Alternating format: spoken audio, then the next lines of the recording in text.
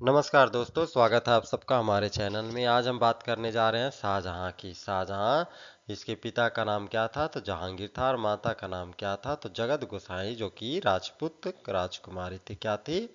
राजपूत राजकुमारी। इसका जन्म कहाँ होता है? तो 1592 में लाहौर में होता है। 1592 में कहाँ होता है? लाहौर में इसका जन्म होता है।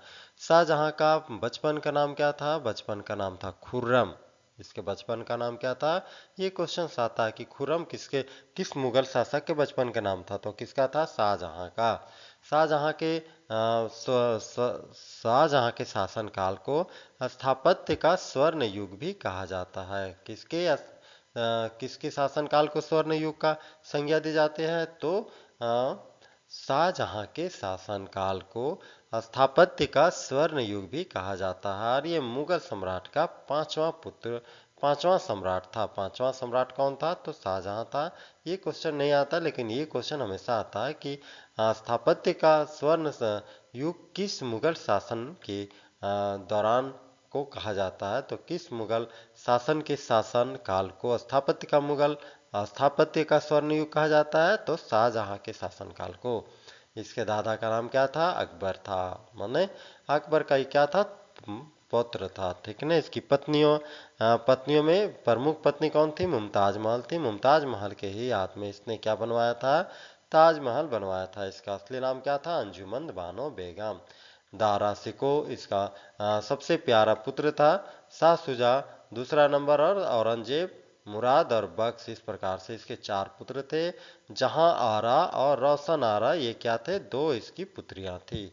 दो पुत्रियां कौन कौन से थी? जहां आरा और रोशन आरा। इस प्रकार से इसके कितने टोटल संतानें थी? तो इस प्रकार से इसके कुल टोटल 14 संतानें थी। यही प्रवृत्ति 14 संतानों को लेकर के आगे जो है शाह सुजा के शासन जब स्वास्थ्य बिगड़ जाता है, तो उस दौरान पे सत्ता प्राप्त करने के लिए चारों पुत्रों के बीच में विद्रोह हो जाता है। अब बोलेंगे 14 पुत्र में चार पुत्र कैसे? अरे भाई, 14 पुत्र थे तो उस समय इतनी फैसिलिटी नहीं थी, तो लोग जन्म लिया बच्चे, लेकिन बच्चे रहे नहीं युवावस्था तक। तो बच्चों का जन्म हुआ था, लेकिन बच्चों की मृत्यु भी हो गई थी। तो जीवित बच्चे कितने थे? चार बच्चे थे। दारा सिको, शाह सुजा, औरंगजेब और मुराद। चार पुत्र, और दो जहां आरा और रोशन आरा बेगम। कौन से ये दोनों थे? तो इनके दोनों पुत्रियां थे। इस प्रकार से इसकी मृत्यु के बाद कह सकते हैं कि इनके जब स्वास्थ्य खराब होता है, तो उसके बाद सत्ता प्राप्त करने के लिए चारों भाइयों में युद्ध होने लगता है। और जो सबसे बलशाली रहता है औरंगजेब, उसके बाद का शासन कौन बनता है? तो औरंगजेब संभालता है उसके बाद का शासन। और कहा जाता है कि औरंगजेब 1658 ईस्वी में अपने पिता शाहजहां को कैद करके आगरा के किले में बंद कर देता है, जहां उसकी मृत्यु 1666 में वहीं पर कैदी के दौरान में ही हो जाता है। इस प्रकार से उसे कैद करके बंद करने के बाद ये औरंगजेब जो था शाहजहां के स्थान पे क्या करता है? गद्दी पर बैठता है। और अगला मुगल शासन कौन बनता है? तो शाहजहां के बाद औरंगजेब बनता है। तो ये सारा डिटेल्स देखने वाले हैं अगले वीडियो में, इसी वीडियो के अगले पन्ने पर। 1612 ईस्वी में मुमताज महल से इसका विवाह होता है। कब होता है? 1612 ईस्वी में मुमताज महल के साथ विवाह हो जाता है। किसका? शाहजहां का। और कहा जाता है कि मुमताज महल 1631 में इसकी मृत्यु बुरहानपुर में हो जाती है, उत्तर प्रदेश के बुरहान में हो जाती है। और इसी की याद में 1632 ईस्वी में शुरू करता है शाहजहां ताजमहल बनवाना। 1632 से शुरू होकर 1653 में क्या होता है? ताजमहल बन के तैयार हो जाता है। कहा जाता है कि लगभग 20-21 वर्ष लगा था ताजमहल बनवाने में। और 21 वर्षों में 21,000 जो श्रमिक थे उसको बनाने में दिन रात लगे हुए थे। किसे बनाने में? तो ताजमहल बनाने में।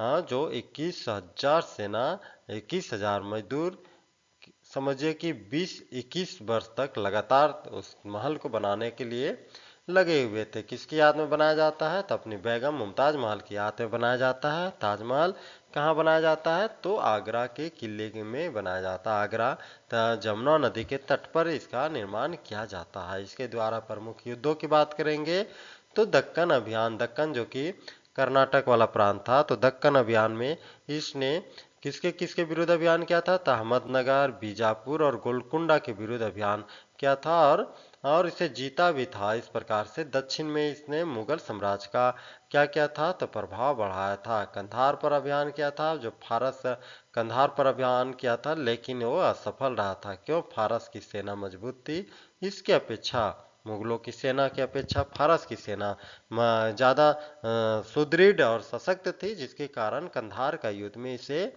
हार हो जाती है। और अगला युद्ध क्या था? बुंदेलखंड का युद्ध। जुझार सिंह के विरुद्ध में यह युद्ध किया गया था, और इसे पराजित करने के उपरांत ये साम्राज्य का विस्तार करते हैं, और इस प्रकार से इसका साम्राज्य जो था उत्तर प्रांत में फैल गया था। कहा जाता है कि अंतिम वर्षों में उत्तराधिकार युद्ध छिड़ गया था। कब? तो 1655 के दौरान, जब ये बीमार हो गया था, और बीमारी की अवस्था में जब ये राजपाट नहीं संभाल पा रहा था, तो इसके उत्तराधिकार का युद्ध इसके चारों पुत्रों के बीच में छिड़ गया था। और अंततः औरंगजेब अपने भाइयों को मार करके शासन संभालता है, और अपने पिता को 1658 में शाहजहां को आगरा के किले में बंद कर देता है, जहां उसकी मृत्यु 1666 ईस्वी में हो जाती है। धार्मिक नीति की बात करेंगे कि शाहजहां की धार्मिक नीति कैसी थी, तो धार्मिक नीति में कहा जाता है कि ये अपने जो इसके पिता के पिता थे, मतलब अपने दादा के जैसे उदार नहीं था, उतनी उदार भी नहीं था, और अपने बेटे औरंगजेब के जैसे कठोर भी नहीं था। इसने हिंदू मंदिरों को भी तोड़ा था, लेकिन पूर्ण रूप से ये कठोर नहीं था। अब ये इतिहासकारों की क्या बोलते हैं, लिपा पोती है, लेकिन सच्चाई यह है कि इसने भी औरंगजेब के जैसे हिंदू मंदिरों को विध्वंस किया था। बहुत ही तादाद में इसने भी हिंदू मंदिरों को तोड़ने का काम किया था। ये कि इस्लाम के कौन से अनुयायी को मानता था? तो सुन्नी। इस्लाम के दो पंथ है, शिया और सुन्नी। तो शिया ना मान करके किस धर्म को मानता था? इस्लाम के सुन्नी पंथ को मानता था। किस पंथ को मानता था? ये सुन्नी पंथ को मानने वाला था। अकबर की तुलना में क्या था? कम उदार था, अर्थात कह सकते हैं कि यह मध्यम नीति वाला व्यक्ति था। पूरी तरह अकबर जैसा उदार भी नहीं था, और औरंगजेब के जैसा पूरी कठोर भी नहीं था, क्योंकि इसने अपने प्रशासन में हिंदुओं को भी उच्च पद दे रखा था। स्थापत्य की बात करेंगे, जैसा कि हमने कहा था कि स्थापत्य का स्वर्ण युग किस मुगल शासन के दौरान युग कहलाता है? किस मुगल शासन के काल को स्वर्ण युग कहते हैं? तो ये शाहजहां के शासनकाल को स्थापत्य का स्वर्ण युग भी कहा जाता है। तो इसके पीछे का कारण था कि इसने अपने जीवन काल में बहुत सारे जो है आर्किटेक्ट का निर्माण किया था। उसमें पहला था ताजमहल। ताजमहल का निर्माण 1632 से 1653 के दौरान किया गया था। अपनी बेगम मुमताज महल की याद में इसने इसका निर्माण किया था। कहा जाता है कि इसमें जो पत्थर लगे हैं श्वेत संगमरमर के लगे हैं, या श्वेत संगमरमर राजस्थान से मंगवाए गए थे। इसके निर्माण में 20-21 वर्ष लगभग लगे हुए थे, और 21 वर्ष लगातार 21,000 श्रमिकों के द्वारा इसका निर्माण किया गया था। दूसरा निर्माण क्या था? तो रेड फोर्ट, लाल किला। इसका निर्माण कब किया था? 1639 में। मतलब एक तरफ ताजमहल बन रहा था, उसी के बीच में बहुत सारे अन्य महलों का, अन्य मस्जिदों का भी निर्माण करवाया था। तो उसी में 1639 में इसका निर्माण किया था। रेड फोर्ट कहाँ पर है? ये लाल किला। ये लाल किला है दिल्ली में। यही लाल किला से भारत के प्रधानमंत्री हर वर्ष 26 जनवरी को क्या करता है? तो अपना वक्तव्य देश को संबोधित करता है। और कहा जाता है किसने इसे लाल किला के नजदीक में ही शाहजहानाबाद नामक स्थान बसाया था, और उससे ही उसने अपनी नई राजधानी भी बनाया था। किसे? तो शाहजहानाबाद को नई राजधानी बनाया था। तीसरा था जामा मस्जिद। जामा मस्जिद का निर्माण 1656 में किया गया था। भारत के सबसे बड़ी मस्जिदों में एक है। अगला है मोती मस्जिद, जो आगरा में है। इस प्रकार हम कह सकते हैं कि स्थापत्य में संगमरमर, नक्काशी और जड़ाऊ कला, जड़ाऊ जिसे पितरा द्यूरा कहा जाता है। ये इंपॉर्टेंट क्वेश्चन हमेशा आता है कि पितरा द्यूरा किस मुगल शासन के दौरान के इस चित्र कला का इस्तेमाल किया गया था? पितरा दूरा या तो जड़ाऊ चित्रकला। ये क्या था जड़ाऊ? तो मतलब कि बिल्डिंग्स के अंदर से बहुत खूबसूरत नक्काशी को ही जड़ाऊ कहा जाता था, और जिसे पित्रादुरा भी कहते हैं। तो ये किसके समय में शुरू की गई थी? तो शाहजहां के समय में शुरू किया गया था। इसके कुछ क्वेश्चंस को देख लेते हैं जो छोटे छोटे एग्जाम्स में इंटरमीडिएट क्वेश्चन आते हैं। जैसे कि शाहजहां कौन था, इसका प्रारंभिक नाम क्या था? तो मुगल बादशाह जो था, पांचवें सम्राट था। मुगल बादशाह के पांचवें सम्राट का नाम क्या था? शाहजहां। इसके प्रारंभिक नाम खुर्रम था। वे जहांगीर के पुत्र और अकबर के पौत्र थे। अकबर के पौत्र माने दादाजी कौन था? अकबर था। उन्होंने 1628 से 58 तक शासन किया था। दूसरा क्वेश्चन क्या है? शाहजहां का वास्तविक नाम तो हो गया खुर्रम। पारिवारिक परिचय में आप देखेंगे तो पिता जहांगीर, माता का नाम जगत गोसाई, प्रमुख पत्नी मुमताज बेगम और प्रमुख पुत्रों में दारा शिको, शाह सुजा, औरंगजेब, मुराद बख्श आदि थी। दो पुत्रियां थी जिसमें जहां आरा और रोशन आरा बेगम दो पुत्रियां थी। शाहजहां का विवाह किसके साथ हुआ था? तो अंजुमन बानो बेगम के साथ हुआ था, जिसे क्या कहता था ये?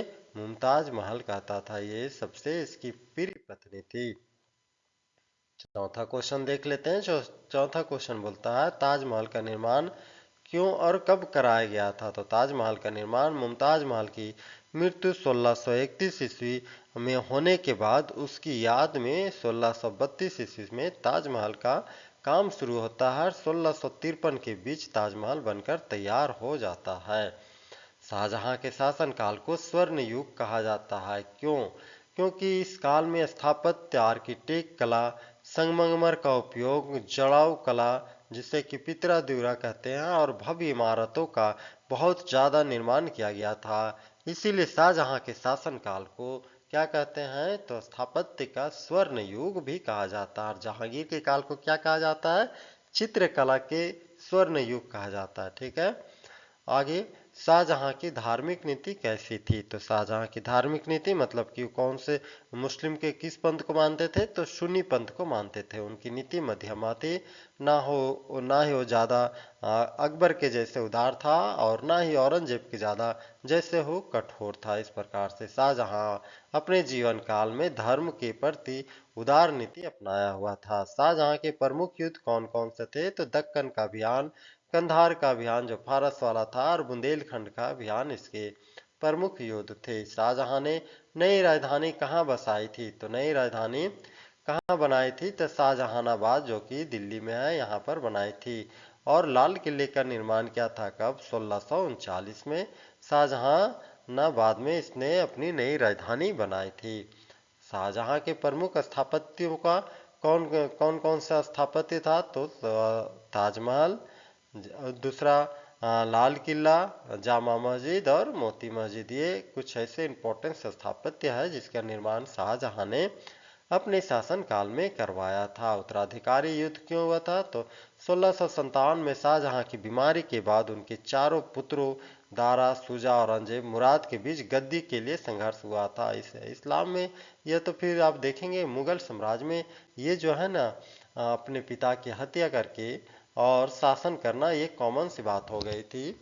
और इसीलिए उत्तराधिकार के युद्ध में ये औरंगजेब जो था दारा शिको और शुजा की हत्या कर देता है, और दारा शिको शुजा की हत्या करके औरंगजेब क्या बन जाता है? इसके बाद का शासक बन जाता है शाहजहां की मृत्यु के उपरांत। और शाहजहां को किसने कैद किया था? तो देखे कि शाहजहां को किसने किया था? जब बीमार हो गया था तो 1658 में उसका पुत्र जो था तीसरा नंबर का औरंगजेब, उसने उसे बंद करके, पिंजरा में बंद करके कहाँ ले गया था? तो आगरा के किले में ले गया था। और कहा जाता है कि वहीं पे उसकी मृत्यु हो जाती है। शाहजहां की मृत्यु आगरा के किले में हो जाता है। कहाँ होता है? तो शाहजहां की मृत्यु आगरा के ही किले 1666 ईस्वी में हो जाता है।